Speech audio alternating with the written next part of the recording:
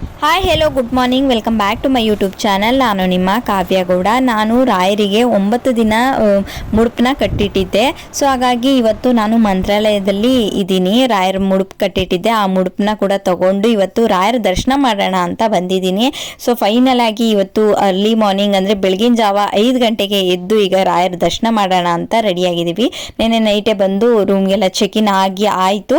So ಈಗ morning ಬೆಳಗ್ಗೆ ಬೇಗನೆ ದರ್ಶನ ಮಾಡೋಣ, ಬೆಳಗ್ಗೆ ದರ್ಶನ ಮಾಡ್ಕೊಳ್ಳೋಣ. ಸಿಕ್ಕಾಬಟ್ಟೆ ಬಿಸಿಲಿರೋದ್ರಿಂದ ಆಗಲ್ಲ ಅನ್ಕೊಂಡು ಸೊ ಬೆಳಗ್ಗೆ ಬೇಗ ಫಸ್ಟ್ ದರ್ಶನ ಮಾಡ್ಕೊಳ್ಳೋಣ ಅನ್ಕೊಂಡು ನಾವು ಕೂಡ ಅರ್ಲಿ ಮಾರ್ನಿಂಗ್ 5 ಗಂಟೆಗೆ ಎದ್ದು ತಣ್ಣೀರ್ ಸ್ನಾನ ಮಾಡ್ಕೊಂಡು ರೆಡಿ ಆಗ್ತಾ ಇದೀವಿ.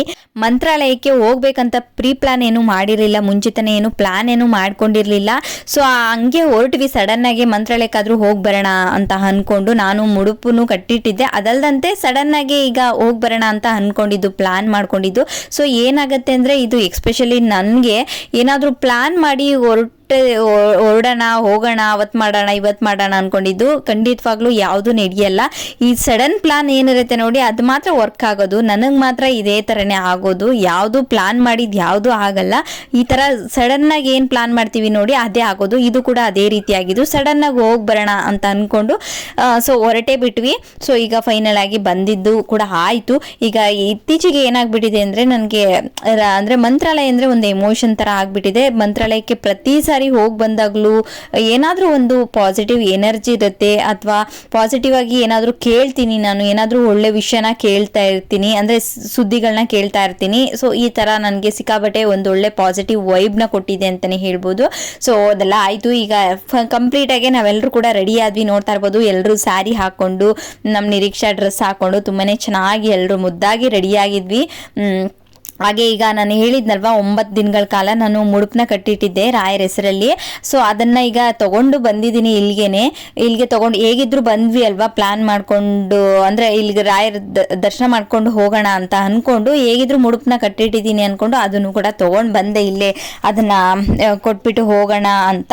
ಹಾಗಾಗಿ ಅದನ್ನೆಲ್ಲ ಮುಡುಪನ್ನೆಲ್ಲ ಬಿಚ್ತಾ ಇದ್ದೀನಿ. ಹಾಗೆ ತೊಗೊಂಡು ಬಂದಿದ್ದೆ. ನನ್ನ ಮನೇಲೇನು ಅದನ್ನು ಓಪನ್ ಮಾಡಿರಲಿಲ್ಲ ಗಂಟುಗಳನ್ನ, ಮುಡುಪನ್ನ. ಹಾಗಾಗಿ ಈಗ ಇಲ್ಲಿಗೆ ತೊಗೊಂಡು ಬಂದು ಈಗೆಲ್ಲ ಓಪನ್ ಮಾಡ್ಕೊಂಡು ಎಲ್ಲ ಒಂದ್ರಲ್ಲಿ ಹಾಕೊಂಡು ದೇವಸ್ಥಾನಕ್ಕೆ ಈಗ ಹೇಗಿದ್ರು ದರ್ಶನ ಮಾಡಕ್ಕೆ ಹೋಗ್ತೀನಲ್ಲ ದೇವಸ್ಥಾನದ ಒಳಗಡೆ, ಹಾಗೆ ಅಲ್ಲೇನೆ ಕೊಟ್ಬಿಟ್ಟು ಬರೋಣ ಅನ್ಕೊಂಡು ಎಲ್ಲಾನು ಓಪನ್ ಮಾಡಿ ಇಡ್ತಾ ಇದ್ದೀನಿ. ನಾನು 9 ದಿನಗಳ ಕಾಲ ಈ ರೀತಿ ಮಾಡಿ ಇಟ್ಟಿದ್ದೆ.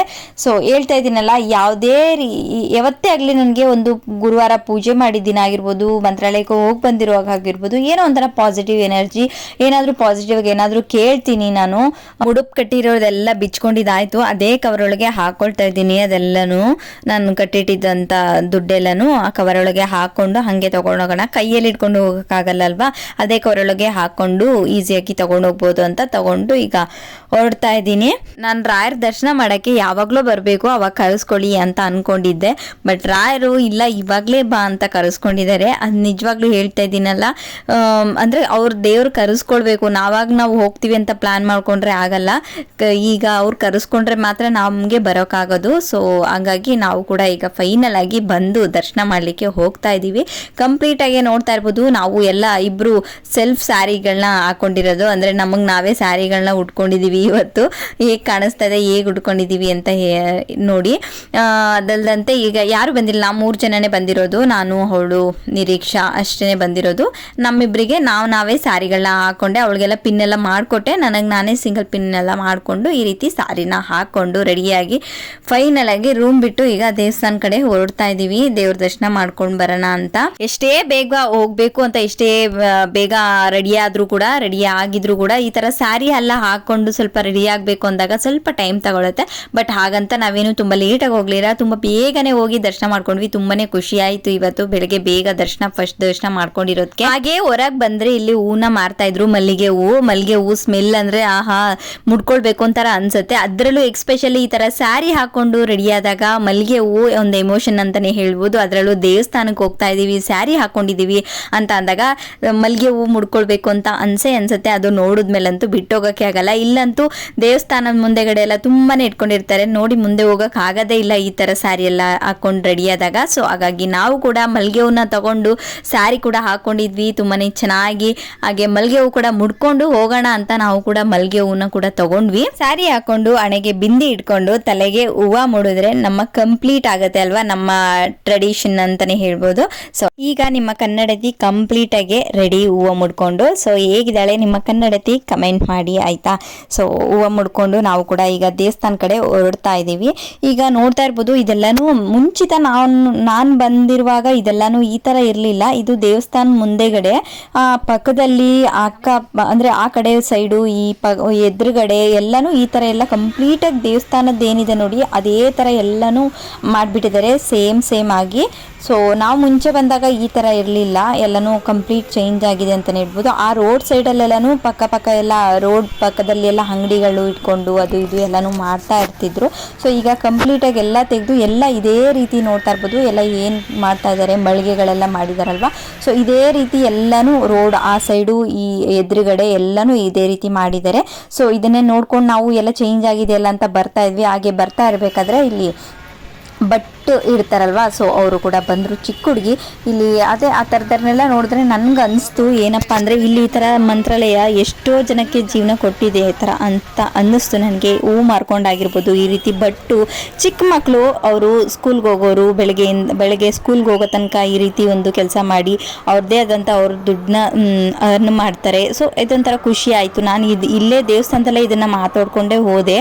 ಸೊ ಹಾಗೆ ಫೈನಲ್ ಆಗಿ ಬಂದೆ. ಜನ ಮಾತ್ರ ಸಿಕ್ಕಾಬಟ್ಟೆ ಇದ್ದರು. ಜನ ಯಾವತ್ತಿರಲ್ಲ ಹೇಳಿ, ರಾಯರ ದರ್ಶನ ಮಾಡೋಕ್ಕೆ ಯಾವಾಗಲೂ ಬಂದಿರ್ತಾರೆ. ಸಿಕ್ಕಾಬಟ್ಟೆ ಜನ ಇದ್ರು. ಅದೇ ರೀತಿ ನಾನು ಕೂಡ ಒಳಗಡೆ ಹೋಗಿ ದರ್ಶನ ಮಾಡಿಕೊಂಡು ಫೈನಲ್ ಆಗಿ ಹೆಜ್ಜೆ ನಮಸ್ಕಾರ ಎಲ್ಲ ಮುಗಿಸ್ಕೊಂಡು ಸೊ ಈಗ ಕೈ ಮುಕ್ಕೊಂಡು ಸ್ವಲ್ಪ ಹೊತ್ತು ಕೂತಿರೋಣ ಅಂತ ಕೂತ್ಕೊಳ್ತಾ ಇದ್ದೀನಿ. ಸಿಕ್ಕಾಬಟ್ಟೆ ಜನ ಎಲ್ಲ ಹೆಜ್ಜೆ ನಮಸ್ಕಾರ ಮಾಡೋರು ಹೆಜ್ಜೆ ನಮಸ್ಕಾರ ಮಾಡ್ತಾ ಇದ್ರು. ಉರುಳು ಸೇವೆ ಒಂಥರ ಏನೇನೋ ಮಾಡ್ತಾ ಇದ್ರು. ಅವ್ರಗಳದ್ದು ಭಕ್ತಿ ಏನೇನು ಮಾಡಬೇಕು ಥರ ಅವ್ರು ಅಂದ್ಕೊಂಡಿರ್ತಾರೆ ನೋಡಿ, ಅದನ್ನೆಲ್ಲ ಮಾಡ್ತಾ ಇದ್ರು.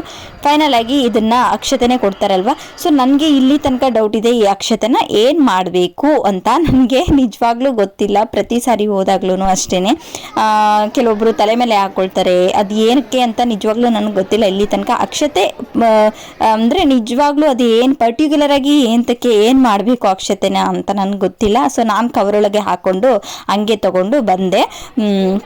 ಅದಾದಮೇಲೆ ಪ್ರಸಾದ ಕೌಂಟರ್ ಹತ್ರ ಹೋದ್ವಿ. ಅಲ್ಲೇ ದೇವಸ್ಥಾನದ ಮುಂದೆಗಡೆ ದೇವಸ್ಥಾನಕ್ಕೆ ಹೋಗ್ತಾ ಎಡಗಡೆಯಲ್ಲಿ ಸಿಗುತ್ತೆ, ದೇವಸ್ಥಾನದಿಂದ ಬರ್ತಾ ಬಲಭಾಗಕ್ಕೆ ಸಿಗುತ್ತೆ.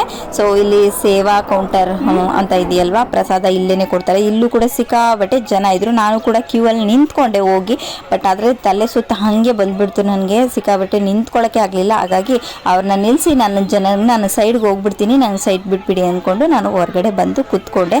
ಅದಾದಮೇಲೆ ಪ್ರಸಾದನ ತೊಗೊಂಡು ಬಂದರು. ಇಲ್ಲಿ ಒಬ್ಬ ಪರ್ಸನ್ಗೆ 3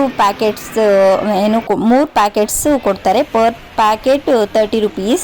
3 ಪ್ಯಾಕೆಟ್ ಮಾತ್ರ ಒಂದು ಪರ್ಸನ್ಗೆ ಕೊಡೋದು, 4 ಕೇಳಿದ್ರೆ ಕೊಡಲ್ಲ. ಸೊ ಅದೇ ರೀತಿ ಅದಾದಮೇಲೆ ಪ್ರಸಾದ ಕೂಡ ರೆಡಿ ಇತ್ತು. ಪ್ರಸಾದ ಕೂಡ ತಿಂದ್ಕೊಂಡು ನಾವೀಗ ರೂಮ್ ಕಡೆ ಹೊರಡ್ತಾ ಇದ್ದೀವಿ. Thank you for watching this video. Love you all.